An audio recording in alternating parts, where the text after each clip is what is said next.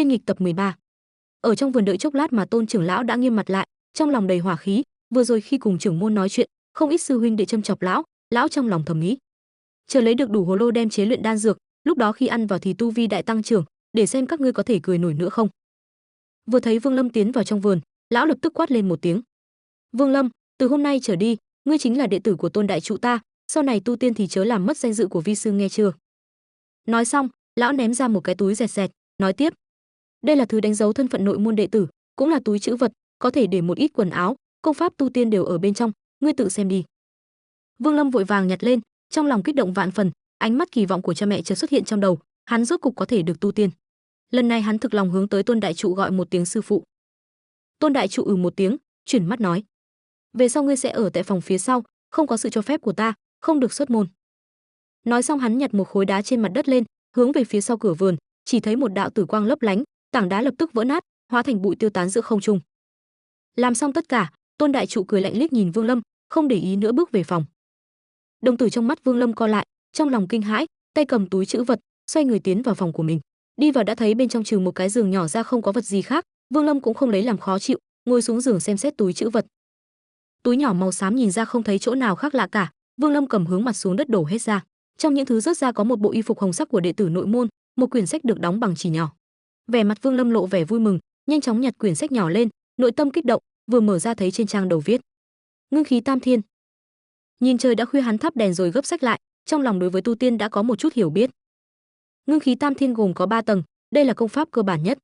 Bên trong miêu tả ngưng khí kỳ chỉ có 15 tầng, chỉ tu luyện tới tầng thứ 3 mới có khả năng xem tâm pháp phía sau.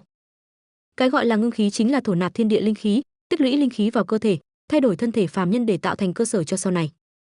Đồng thời đây cũng là khảo nghiệm tư chất tự nhiên của người tu luyện. Nếu trong cơ thể linh căn sung túc thì tốc độ hấp nạp thiên địa linh khí sẽ rất nhanh. Tiến trình tu luyện tự nhiên đề cao không ít, nếu tư chất bình thường thì cả đời không thể luyện quá 3 tầng này, thậm chí cũng có người cả đời ngay cả tầng thứ nhất cũng không đạt được. Vương Lâm đối với ngưng khí tam thiên này như là lấy được chí bảo, lập tức đem 3 tầng tâm pháp nhớ kỹ trong lòng. Khoanh chân nhắm mắt, ghi nhớ yêu cầu của tâm pháp, sử dụng phương thức hô hấp một ngắn ba dài. Cái gọi là một dài chính là thời gian hít khí, còn về ba ngắn là thời gian thở ra trong một lần hít khí. Đây là loại phương thức hô hấp trái với bình thường, dùng tốc độ nhanh nhất hấp thụ thiên địa linh khí vào cơ thể. Quyển sách nhỏ ghi rõ, người tu luyện thường lần đầu tiên hít thở, trong cơ thể sinh ra cảm giác như côn trùng bò. Đây là dấu hiệu linh khí nhập thể, không cần lo lắng, thả lỏng thân thể và tinh thần, tưởng tượng bản thân là hư vô, dung hợp bên trong với trời đất. Hồi lâu sau, Vương Lâm đành chấp nhận cơ thể không có cảm giác gì, ngược lại bị loại hô hấp kỳ quái này làm cho thiếu chút không thở nổi. Vương Lâm thầm than, hắn biết nội môn đệ tử người nào cũng tư chất đầy đủ. Quyển sách nhỏ này vốn dành cho những người đó xem, hắn tư chất kém cỏi, tự nhiên tu luyện không thể so với bọn họ được. Nhưng mà hắn cũng không tức giận, thở hổn hển mấy hơn lại tiếp tục thổ nạp tiếp. Suốt một đêm, thời gian chậm rãi trôi qua, mãi cho tới sáng sớm, Vương Lâm vẫn như cũ, không hề có cảm giác linh khí nhập thể, một đêm không ngủ khiến đầu óc hắn hỗn loạn, vị Dương đứng lên đẩy cửa ra ngoài. Bên ngoài từng cơn gió nhẹ thổi, hương thơm dược liệu xông vào mũi, hắn hít thở sâu mấy cái, mệt mỏi dần tiêu tán, hắn thầm nghĩ, nếu lúc này uống được mấy ngụm nước suối, nhất định sẽ không mệt mỏi như vậy. Nhưng trước mắt không phải lúc hành động thiếu suy nghĩ, hắn đối với nơi mình giấu thần bí châu cùng hồ lô chứa xương sớm phi thường tự tin. Hắn tìm gần như nửa ngọn núi mới tìm được chỗ hẻo lánh như vậy, người ngoài cho dù trùng hợp đi vào nơi đó cũng tuyệt đối không phát hiện nơi hắn cất giấu bảo bối. Lững thững đi trong vườn dược, Vương Lâm tìm một chỗ trống, khoanh chân ngồi xuống tiếp tục thổ nạp. Sau một hồi, một cỗ cảm giác như côn trùng bò ẩn ẩn xuất hiện, Vương Lâm ngẩn ra, lập tức kinh hỉ, đang muốn tiếp tục thì bên tai bỗng truyền đến tiếng quát lớn của sư phụ. Vương Lâm, ngươi đang làm cái gì thế? Mau ra đây, ta nói cho ngươi từ nay về sau không cho phép ngươi thổ nạp tại dược viên. Vương Lâm mở mắt, nhìn thấy sắc mặt trầm lặng của Tôn đại trụ đang nhìn hắn, không nói một lời liền đứng dậy rời khỏi dược viên. Tôn đại trụ hừ lạnh một tiếng nói, ngươi đi tìm nơi khác đi, chỗ dược viên này của ta linh khí dày đặc nhất, ngươi đem linh khí đó hút cả thì sẽ chết bao nhiêu là thảo dược chân quý, cái mạng nhỏ của ngươi căn bản không đủ bồi thường. Vương Lâm khẽ liếc Tôn đại trụ một cái, cung kính nói, đệ tử không biết, từ nay về sau tuyệt không ở chỗ này thổ nạp nữa. Tôn đại trụ thần sắc hỏa hoãn, chuyển ánh mắt, đột nhiên nói, nhưng nếu ngươi có thể cho ta một cái hồ lô, tuy ta không thể cho ngươi tu luyện ở dược viên được, nhưng có thể cho ngươi một khối hạ phẩm linh thạch, có thứ này ngươi sẽ ngưng khí dễ dàng hơn rất nhiều. Vương Lâm cúi đầu, trong mắt thoáng có vẻ châm chọc nói, đệ tử có thể đi ra sơn tuyền xem thử xem, nếu vận khí tốt nói không chừng có thể nhặt được một cái. Tôn đại trụ trầm ngâm một chút, ánh mắt chớp động, gật đầu nói, ngươi đi xem cũng tốt, ngươi phải nhớ kỹ, chỉ cần cho ta một cái hồ lô, ta sẽ cho ngươi một khối hạ phẩm linh thạch. Vương Lâm ngẩng đầu nhìn Tôn đại trụ hỏi, sư phụ, lời này có phải là thật không? Ta cầm hồ lô tới người sẽ cho ta một khối linh thạch sao? Tôn đại trụ mặt mày vui vẻ, vội vàng nói: "Đúng vậy, chỉ cần ta nhìn thấy hồ lô, nhất định cho ngươi một khối hạ phẩm linh thạch." Trong Vương Lâm cười lanh, ngoài mặt lại cung kính gật đầu đồng ý. Tôn đại trụ tay phải bóp ấn, miệng thì thào vài từ, đan cánh tay rồi vung ra, nhất thời cổng vườn mở ra, hắn sờ cằm cười nói: "Ngươi đi đi, đi nhanh về nhanh." Vương Lâm không nói lời nào, hắn mặc trang phục hồng sắc của đệ tử nội môn nên dọc đường đi đã gây chú ý với tất cả các ký danh đệ tử. Cả đám thấy vậy liền lộ vẻ hâm mộ, nhưng khi trông rõ ràng là hắn thì lập tức thay đổi nét mặt, nhanh chóng chuyển sang vẻ mặt cực kỳ ghen tị. Ngày hôm qua trưởng môn công bố thu tân nội môn đệ tử, hóa ra là hắn. Dựa vào tự sát để trở thành ký danh đệ tử, lần này không biết dựa vào phương pháp gì để tiến vào nội môn, đúng là chó có vận sao. Còn phải nghĩ sao, theo ta thì nói không chừng là liếm ngón chân trưởng lão đó, làm việc hạ lưu thế mới được trưởng lão vui vẻ thu làm đệ tử chứ. Nhưng người thế này thật sự quá mức hạ lưu. Còn không phải sao, ngươi xem hắn bộ dạng vừa ngu vừa đần thế kia, ta phỏng chừng cho dù trở thành nội đệ tử, cũng chỉ vét đĩa, tu tiên đâu phải chuyện dễ dàng gì. Loại phế vật này, cho dù dựa vào chút thủ đoạn trở thành nội môn đệ tử, chúng ta cũng không cần để ý, phế vật đi đến đâu vẫn là phế vật, đều là kẻ đáng bị người ta coi thường. Con mẹ nó, ta trở thành đệ tử ký danh đã 4 năm rồi, cũng chưa gặp qua một tên không biết xấu hổ như vậy, thói đời là vậy sao, trưởng lão như thế nào mà lại coi trọng hắn chứ? Ta thấy điểm nào cũng mạnh hơn hắn, thực là con mẹ nó khó chịu quá. Ngươi mới 4 năm, ta đã 12 năm rồi đó, nhưng chúng ta đều dựa vào bản lãnh thật sự thể hiện để tiến tên, hừ, nội môn đệ tử thường xuyên so đấu nhau, chúng ta chờ coi chế giễu đi. Những lời thảo luận này đều lọt vào tai hắn, Vương Lâm lạnh lẽo nhìn xung quanh thấy đủ loại sắc mặt trong mắt. Hắn hiện tại thực lực không đủ, một khi đạt tới thực lực nhất định, những người này hắn sẽ đem từng tên ra trả thù.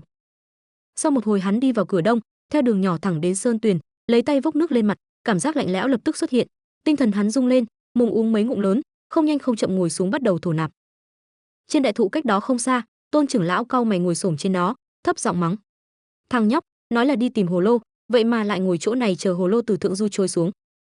Hắn thấy Vương Lâm đi trước, lập tức lặng lẽ theo sau, muốn nhìn xem tên đệ tử này rốt cuộc đi tìm hồ lô thế nào. Không nghĩ được Vương Lâm lại ngồi lặng lặng trong lòng suối tu luyện. Nơi đây linh khí so với trong phòng thì sung túc hơn. Vương Lâm tuy nói là cảm giác này không so được với khi ở vườn dược, nhưng hắn nghĩ ngưng khí kỳ nói thật ra là xem cơ thể có bao nhiêu linh khí. Hắn tuy nói tư chất không đủ, mỗi lần hấp thu linh khí cũng không nhiều lắm, nhưng hắn có thể dùng thời gian để bù lại. Kỳ thật Vương Lâm đoán đúng, cái gọi là ngưng khí kỳ chính là việc linh khí nhập thể làm thay đổi thể chất, tạo thành cơ sở để đánh vào trúc cơ sau này.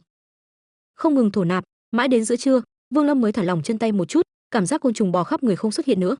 Hắn đứng giữa dòng suối, nhìn mọi nơi thầm nghĩ: Tôn đại trụ tuyệt đối không vô duyên vô cớ bảo mình đi rồi sẽ ở phía sau theo dõi, như vậy những vùng phụ cận hiện tại đều bị giám thị. Hắn xoa bụng, lảo đảo hướng về môn phái đi tới. Tôn đại trụ nổi giận lôi đình, lão trên cây đợi một cách ngu ngốc tới trưa, khẽ lẩm bẩm nói: nhãi con, lão phu sẽ cùng người so đo, một ngày không thành thì một tháng không thành thì một năm, ta không tin ngươi không chỉ có một cái hồ lô kia. Nói xong, hắn phi thân bay đi, trở lại dược viên trước Vương Lâm. Không lâu sau, Vương Lâm không nhanh không chậm đã trở lại. Tôn đại trụ vuốt tròm râu cười lớn hỏi: Đồ nhi, đã tới chưa rồi, ngươi tìm được hồ lô rồi chứ? Vương Lâm thở dài lắc đầu nói: sư phụ, từ sáng tới trưa đệ tử ở suối chờ suốt, nhưng không thấy hồ lô, buổi chiều đệ tử đi xem lại, nói không chừng vận khí tốt có thể kiếm được một cái. Tôn đại trụ thầm nghĩ: ngươi từ sớm tới trưa đều nhắm mắt đả tọa thì có, cho dù có hồ lô đi qua trước mặt ngươi, ngươi thấy được mới là lạ.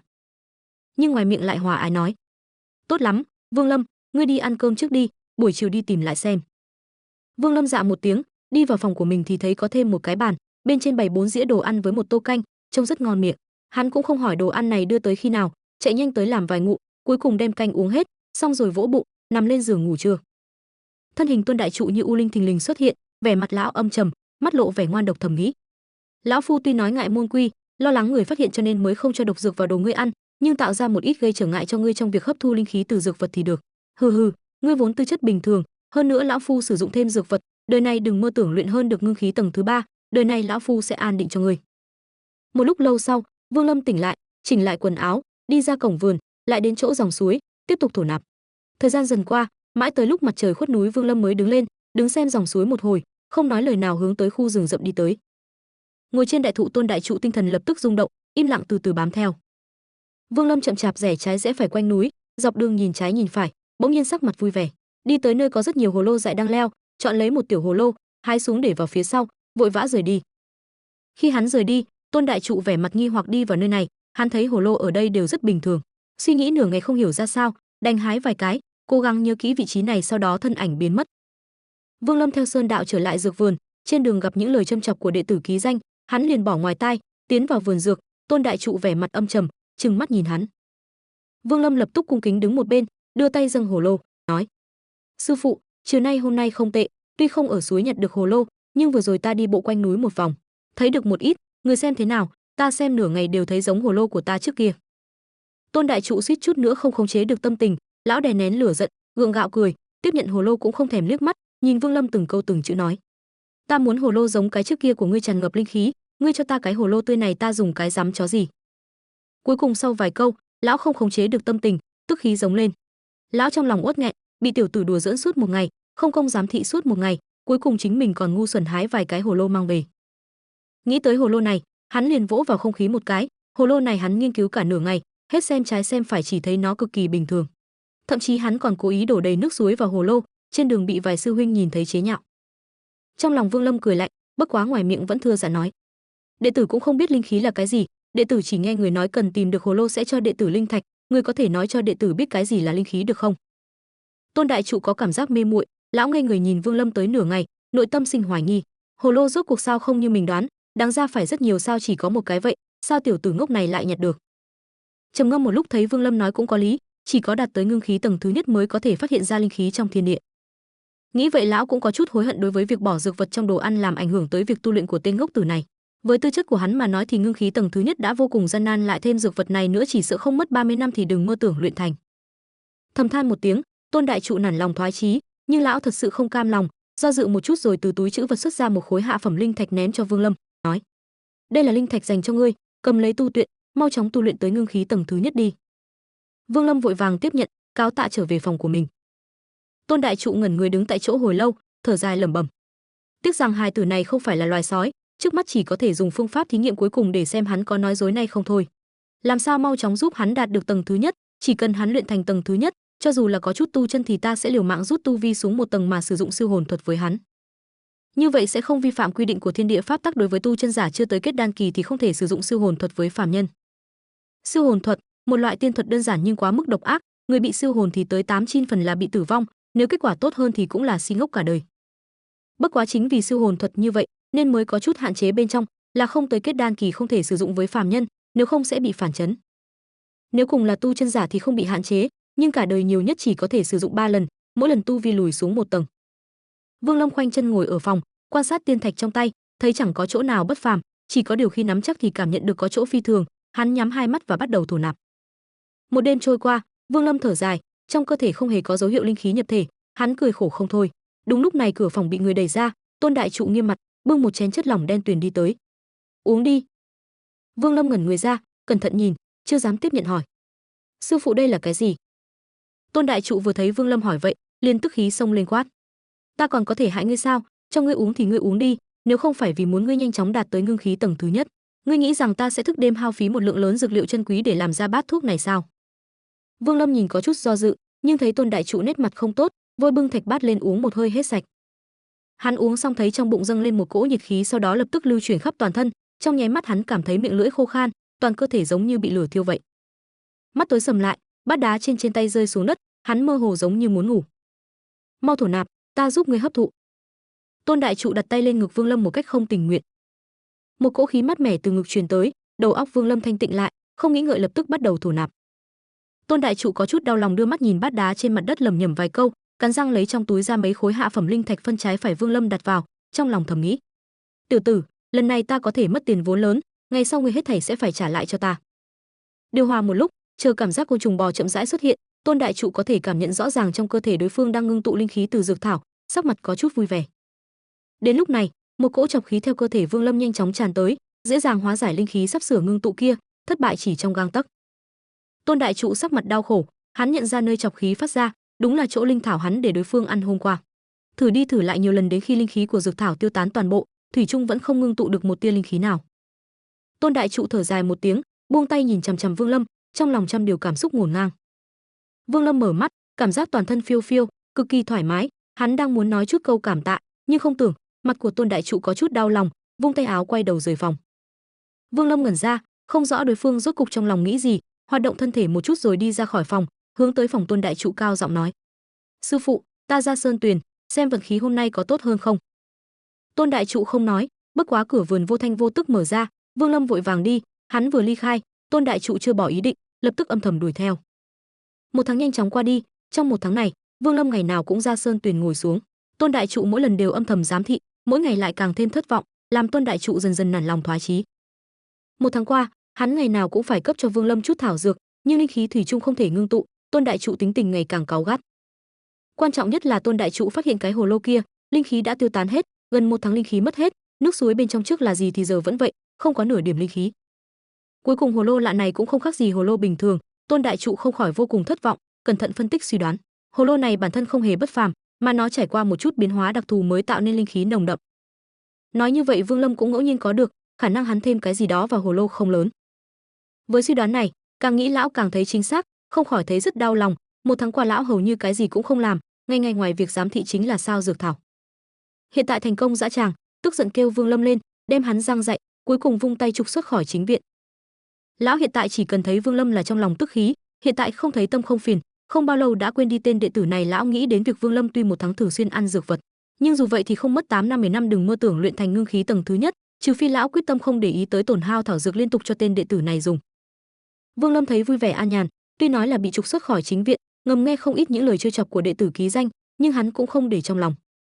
Một tháng qua, hắn với tu tiên đã hiểu được đại khái, tu tiên chia làm 5 cấp: ngưng khí, trúc cơ, kết đan, nguyên anh, hóa thần. Toàn bộ hàng nhạc phái, kết đan cao thủ có 2 người, bọn họ cao cao tại thượng, sống ở phía sau núi nơi có linh khí dày đặc, cả ngày bế quan tiềm tu, trừ khi môn phái có đại sự nếu không cũng không tham dự. Bên trong môn phái thì trúc cơ kỳ cũng không vượt quá 10 người, đây là lực lượng trung kiên, được hưởng thụ đặc quyền sử dụng tiên thạch, pháp bảo. Trừ bỏ những người này, đại bộ phận đều dừng lại ở ngưng khí kỳ, tỷ như Tôn đại trụ, cũng chỉ là ngưng khí kỳ tầng thứ 5. Tu tiên rất khó, cần hao phí rất nhiều thời gian, nếu thiên tư kém chút, cả đời phấn đấu vài chục năm căn bản không đủ tu luyện, ngưng khí kỳ đã khó khăn gian khổ thế. Ngoài ra còn phấn đấu tới trúc cơ kỳ, trừ phải có linh khí sung túc, thêm những cơ duyên lớn với ngộ tính cao, thiếu một thứ cũng không được. Vương Lâm biết rõ linh khí trọng yếu, trong lòng vội vàng đem thần bí hạt châu giữ chặt. Hắn tuy nói đến bây giờ vẫn như cũ không thể linh khí nhập thể, nhưng hắn tin tưởng chỉ cần thường xuyên uống nước suối ngâm hạt châu, tự nhiên khả năng tiến độ sẽ tăng cao, dù sao cái gọi là ngưng khí chính là tích lũy linh khí mà thôi. Với trình độ của Tôn đại trụ khi xem xét đã nói nước suối ngâm hạt châu có linh khí đậm đặc, nghĩ vậy hắn rất kích động với nước suối này. Ở nơi hắn giấu hạt châu, có cất 3 hồ lô xương sớm, như vậy nhất định linh khí sẽ rất đậm. Nếu uống xong, tuyệt không kém so với một tháng ăn dược vật, nói không chừng hiệu quả còn tốt hơn. Cho nên Vương Lâm đối với việc mình có thể rời khỏi chính viện, không chịu sự giám thị của Tôn đại trụ, trong lòng tràn ngập vui sướng. Hắn làm nội môn đệ tử, tuy nói không được ở chính viện, nhưng tùy ý tìm chỗ ở trong 5 phó viện còn lại. Vương Lâm tìm chỗ ở gần Đông môn nội viện, tìm một chỗ phòng ốc khuất để ở. Nội môn đệ tử, căn cứ vào màu quần áo khác nhau mà được hưởng đãi ngộ khác nhau. Vương Lâm trong một tháng thông qua Tôn đại trụ cũng biết không ít thông tin, tỷ như mùng 10 mỗi tháng có thể tới chính viện đan phòng lĩnh một mẩu hạ phẩm linh thạch nhỏ cùng với một ít đoạt linh đan để gia tăng linh khí. Tích lũy được 10 mẩu linh thạch có thể từ bất kỳ sư phụ nào để đổi lấy một khối hạ phẩm linh thạch nguyên vẹn. Vương Lâm sửa sang nhà mới xong, vẫn chưa lấy lại thần bí hạt châu, hắn lo Tôn đại trụ sẽ âm thầm giám thị, cho nên giống như trước ban ngày thường tới lui chỗ sơn tuyền, ban đêm ngồi trong phòng thổ nạp. Sự thực là Tôn đại trụ không hề cam lòng nên giám thị suốt 10 ngày liền, cuối cùng chán nản triệt tiêu hy vọng hoàn toàn. Oi ô một tháng sau, Vương Lâm trong một đêm lặng lẽ rời đi, tới khu vực núi thì rẽ ngang rẽ dọc đi vào nơi cất hồ lô, đem hạt châu cùng hồ lô trở về, đặt ở trong túi trữ vật, người bên ngoài có nhìn cũng không nhìn ra manh mối. Thật cẩn thận đợi vài ngày, phát hiện không có gì dị thường, Vương Lâm mới yên tâm. Ban ngày cũng không đi sơn tuyền nữa mà ở nhà cả ngày nghiên cứu hạt châu. Vương Lâm vuốt hạt châu, hắn liếc mắt nhìn theo hình đám mây trên hạt châu, từ 7 biến thành 9, chắc tại góc núi thấp nên hạt châu hấp thụ không ít hơi nước. Về phần 3 cái hồ lô, Vương Lâm mở ra phát hiện xương sớm đã đông đặc lại, nhất là cái hồ lô đựng xương sớm, giống như nó đã bị đông lạnh vậy. Vương Lâm nhìn hạt châu, rồi nhìn 3 cái hồ lô, trong lòng bỗng nhiên lóe ra một ý nghĩ, thần bí hạt châu cần những giọt xương để gia tăng những đám mây. Như vậy nếu đem 3 hồ lô xương sớm này ra dùng với châu tử, không biết có thể khiến nó tạo nên 10 đám mây hay không. Tim hắn đập thình thịch, hạt châu vốn không lớn, hiện tại mặt trên đã đầy đủ 9 đám mây, cơ hồ đã bao phủ toàn bộ mặt ngoài, chỉ để lộ một phần nhỏ như móng tay. Vương Lâm phân tích nơi này rất có thể là vị trí xuất hiện của đám mây thứ 10. Hắn trầm tư một chút, trong lòng rất háo hức, chờ biến thành đám mây thứ 10 thì sẽ phát sinh biến cố gì. Dù sao theo bề ngoài thì không có nơi để xuất hiện đám mây thứ 11, vậy thứ 10 chính là mức cuối cùng. Nhưng mà hôm nay là ngày phải tới chính viện lĩnh linh thạch, nhìn sắc trời bên ngoài, Vương Lâm thận trọng đem hạt châu cùng hồ lộ đặt vào túi trữ vật, thu vào trong ngực rồi bước ra khỏi phòng. Hắn hiện tại đối với nội đường của môn phái rất quen thuộc, chốc lát đã đi vào chính viện, thừa dịp trời còn chưa sáng, vội vàng đi thẳng tới đan phòng. Còn chưa tới gần đã nghe một thanh tâm quen thuộc từ xa truyền tới. "Trương sư tỷ, Sư phụ bắt ta bế quan 3 tháng hướng vào ngưng khí tầng thứ nhất, nhưng ta trong lòng vẫn nghĩ tới nàng, dù thế nào cũng không tĩnh tâm được. Ta đã nghĩ tu luyện thật nhanh để có thể gặp nàng, rốt cục đêm qua đã luyện thành tầng thứ nhất, suốt đêm ta đi lên núi hái hoa tặng nàng. Nàng xem đóa hoa xinh đẹp này có một con đại xà thủ hộ, ta vất vả lắm mới giết chết đại xà, nàng xem cánh tay ta đã bị thương này. Cước bộ Vương Lâm chậm lại một chút, nhíu mày, trong lòng cười lạnh, từ từ dẫm chân tại chỗ. Lúc này một giọng nữ trong trẻo như chim bách linh truyền đến. Vương sư huynh, nhà của ta nhiều thế hệ đều là trung y, hoa này rõ ràng là loại bình thường. Những ngày đẹp trời ta lên núi nhìn thấy không ít, bất quá lần đầu tiên nghe nói rắn lại thích thủ hộ nó. Nếu thật sự như vậy, phỏng chừng cả ngọn núi của Hằng Nhạc phái chúng ta khắp nơi toàn rắn rồi. Chu sư tỷ, ngươi đừng tin lời hắn. Lúc này Vương Lâm bước vào vườn của đan phòng, ánh mắt đảo qua, nơi đây có 4 người, 2 nam 2 nữ đều mặc hồng y.